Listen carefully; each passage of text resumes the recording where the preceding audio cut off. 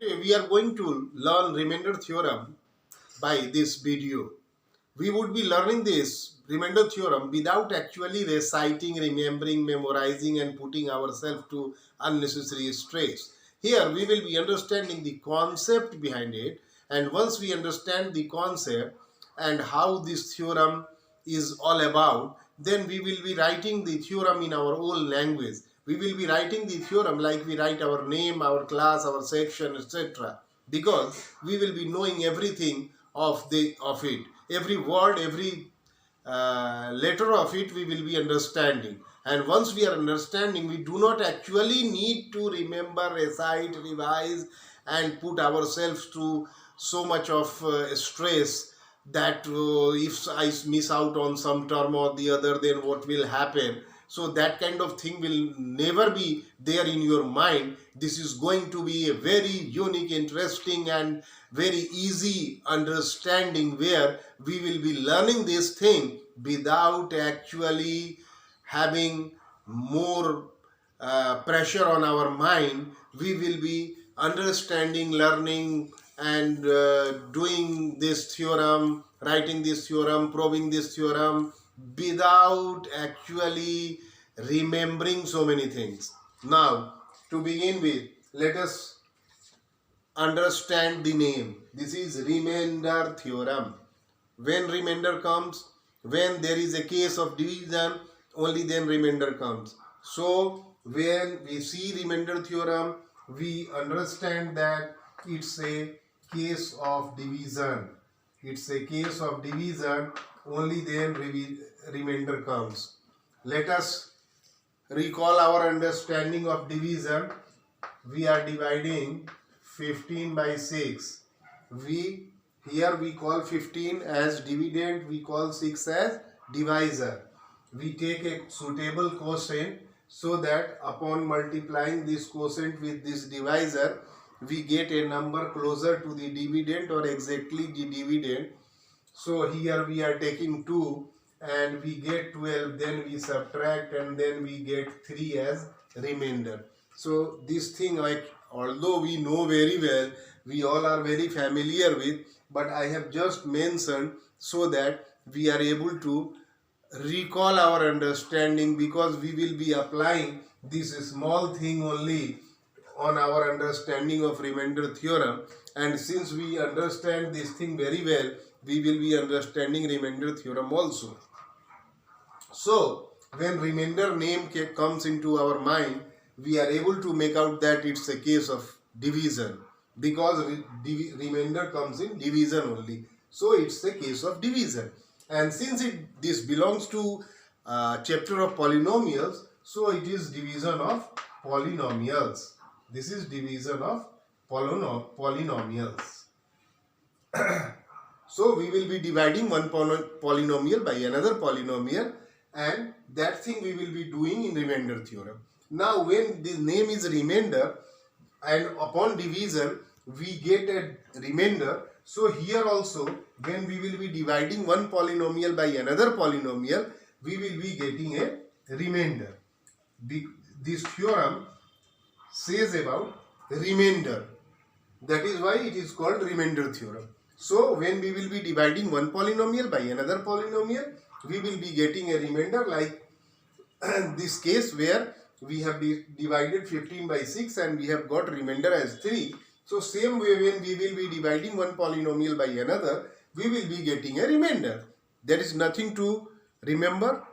Everything is as like we are discussing things. We are not remembering anything. We are just discussing and we are learning. So we will be dividing polynomials, we will be getting remainder, and this theorem tells about what should be the remainder. This will tell us what is the remainder. So the theorem will be able to say, when we will be dividing one polynomial by another, then this remainder will be how much. That thing the remainder theorem is able to tell us. So now coming back to this simple division of 15 by 6, we see that we are getting a remainder 3. Now you see we can divide 15 by choosing other divisors also. Like we can choose 3, we can choose 4, we can choose 2, we can choose 7. The divisor we can get some other. Suppose we are taking divisor as 7, then what will happen?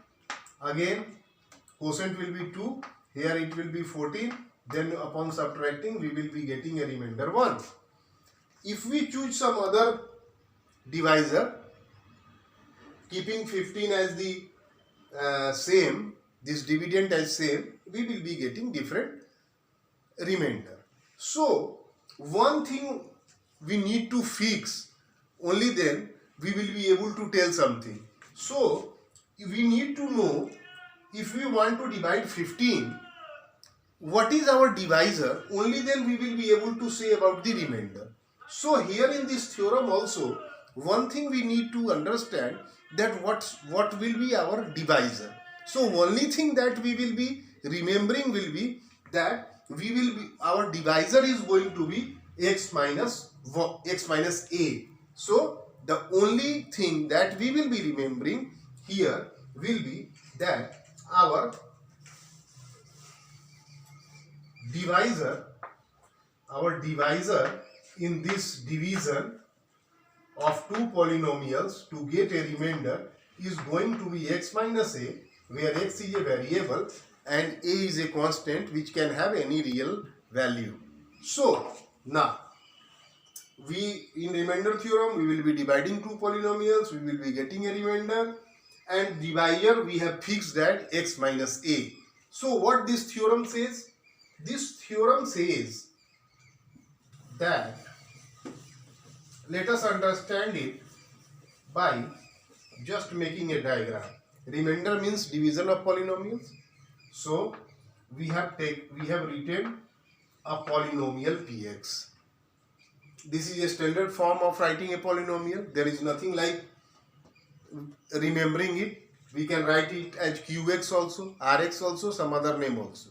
I have taken it as px. A polynomial in variable x can be written like this. So we have taken a variable. In remainder theorem we will be dividing this, and we have fixed the divisor as x minus a. So we will be dividing it by x minus a, and the theorem leads us to say what should be the remainder. When we will be dividing, we will be getting a remainder.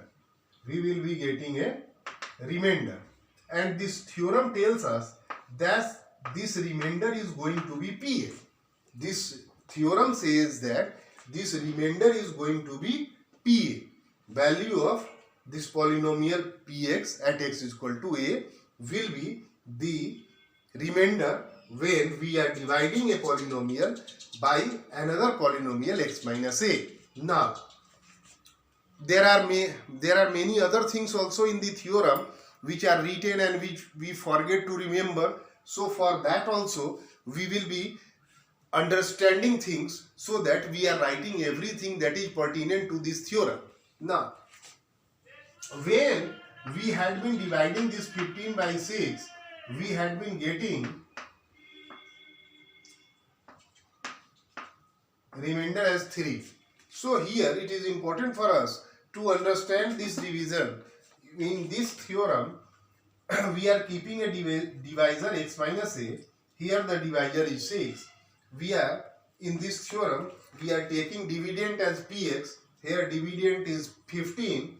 We are getting a remainder pa. Here the remainder is 3. So when we are dividing one number by another, we know all the things. So let us apply that concept to polynomials. When we see we are dividing 15 by 6, then we see that this divisor we can get up to 15. It can be 1, 2, 3, 4, 5 up to 15. This divisor can go up to 15. So all the time this dividend is greater than or equal to this divisor. In case of numbers, we are able to understand this point that all the time this dividend can be greater than or equal to this number, this divisor. All the time this dividend, this remainder is going to be smaller than divisor. If remainder is greater than divisor, then in that case we will be carrying out the division. We stop the division only when we find that the remainder is lesser than this divisor. In case of polynomial, greater than, in place of greater than or less than, we will be using the term degree of polynomial. We have studied degree of polynomial. The highest power of the variable is called the degree of the polynomial. So we will be referring to the bigger polynomial as polynomial having higher degree, and the smaller polynomial as the polynomial having lesser degree. So in case of division of polynomials, like we have seen in case of numbers, this should have a degree greater than this or equal to this. The remainder we have seen has got a degree lesser than the divisor. This will have a degree lesser than this. That's all we have understood. So now, having seen this, we can write this theorem keeping this thing in mind, that remainder is a division of polynomials and your divisor is fixed as x minus a. When we are dividing a polynomial px by a polynomial x minus a, we are getting a remainder pa. So what things we are able to understand from division of one number by another, that this divisor x minus a here is a polynomial and this has got a degree 1. So this has got a degree 1, and when it has got a degree 1, it is called linear polynomial also, or you can write degree 1, that will also be the same thing. And when dividend is px, then naturally this px will have a degree greater than or equal to 1, because the divisor has got a degree 1. So this dividend should have a degree greater than or equal to 1, and we will be getting a remainder pa. So in our own language, now upon seeing this, in our own language we can say that suppose we are dividing a polynomial px of degree greater than or equal to 1 by a linear polynomial x minus a, then the remainder would be a pa. Here x is a variable and a is a constant. It can have any real value. So we can write in this theorem in our own language based on the conclusion drawn from this remainder theorem, that when it is remainder, it is going to be a divisor, and since it is belonging to polynomials, it is going to be division of polynomials, and division of polynomials can be written like this: a polynomial in dividend, a polynomial as divisor. Divisor polynomial is fixed as x minus a, so we are writing x minus a, and this theorem says that we will be getting a remainder pa. Since when we are dividing, this number should be higher than this number, or equal to this. When we are dividing two numbers, this number should be either equal to this number or this number should be greater than this number. So here the degree of this should be greater than degree of this. Since here the degree of this divisor polynomial has got a degree 1, so this polynomial has got a degree greater than or equal to 1. So now that we have understood everything, we can write the theorem in our own language as if we are dividing a polynomial px of degree greater than or equal to 1 by another polynomial x minus a, which is a linear polynomial where x is a variable, a is a constant which can have any real value, then we will get a remainder as pa. We can write it in our own language that we are dividing a polynomial px by another polynomial x minus a, where px has got a degree greater than or equal to 1, x minus a has got a degree 1 and a is a constant, then the remainder is PA. We can write in other language as per our choice of words. We can use our own choice of words. If we understand this thing, we can write the theorem on our own. Now let us understand the proof of it. Now that we have understood how to write the theorem on our own without actually reciting and remembering, now let us understand how we will be proving the theorem. When we are dividing one polynomial px by another polynomial x minus a, we should also remember when we had been dividing 15 by 6, how this we had been rewriting that dividend is equal to divisor into quotient plus remainder. This thing we have studied earlier and we know, and it is very small thing that we all know since so many years, so it will not be a difficult understanding this thing.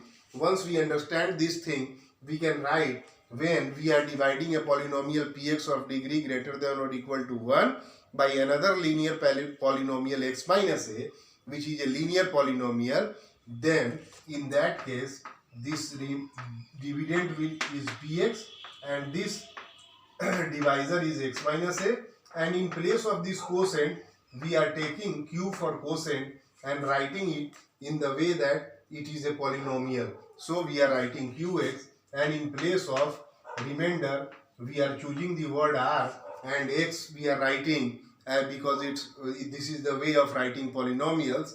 So we can, when we are dividing a polynomial px of degree greater than or equal to 1 by a linear polynomial x minus a, then we will get an equation like this. Now just we have seen the division of numbers. There we have seen that this remainder is always smaller than the divisor.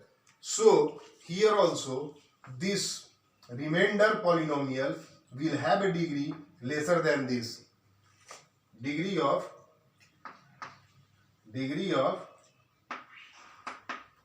Rx should be less than degree of x minus a, because x minus a is a divisor and Rx is a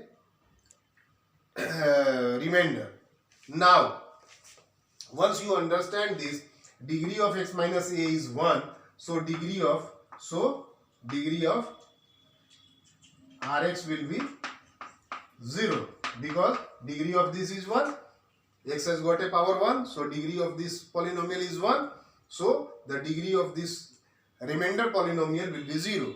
And once the degree becomes 0, we all know that when degree becomes 0, it is a constant polynomial. So this Rx in remainder is going to be a constant polynomial, and constant polynomial can be written by any fixed number real value. So that way let Rx be R, any constant R. So in that case we can write the equation as Px is equal to x minus a qx plus r. In place of this remainder polynomial we are writing a constant r. Now let us put the value of x is equal to a in this, then we will be getting PA. What will be the PA?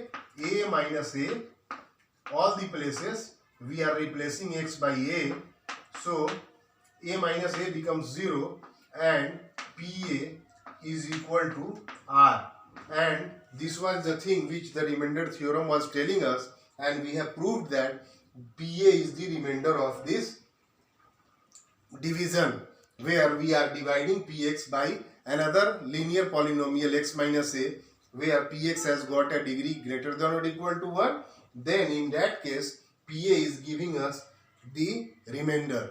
And we have proved this theorem also. Now that we know how to write the theorem, how to prove the theorem, it will be very easy for us when this theorem is asked in any of the exams. Then we will not be under pressure to all the time remember, recite, and then reproducing this thing, because now that we understand this, we know every bit of it, we are confident that we will be writing it every time we are asked to do, and I think this is going to change your understanding of remainder theorem, and this is going to be a very helpful thing for you when you are asked to write remainder theorem, to prove remainder theorem. Thank you.